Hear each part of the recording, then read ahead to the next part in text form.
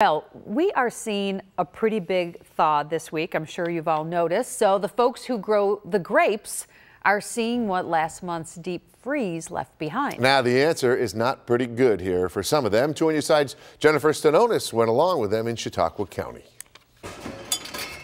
The wine is flowing, being bottled here at this winery on the Chautauqua Wine Trail, a good year locally for it. But out in the vineyards at Old Chautauqua Farms and 21 Bricks Winery, co-owner Chris Kane says there's some worry that the very cold conditions last month may have damaged some of the vines. We saw some extreme cold temperatures, and that's why we're a little bit more worried and going out there and assessing the potential damage right now. Kane and an expert from the Lake Erie Regional Grape Program, Jackie Dresser, inspected the vines. The most sensitive tissue on a grapevine to cold temperatures is the bud here, so that's the first thing you're going to look for, and that's what we're sampling for today.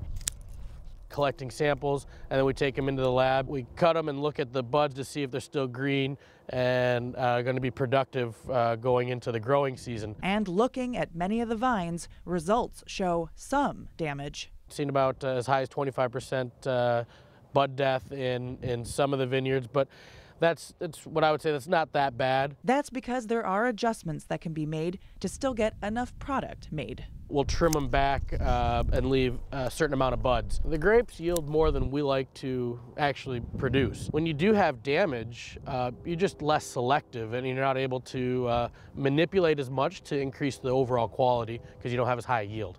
In Portland, in Chautauqua County, Jennifer Stanonis, Channel 2 News.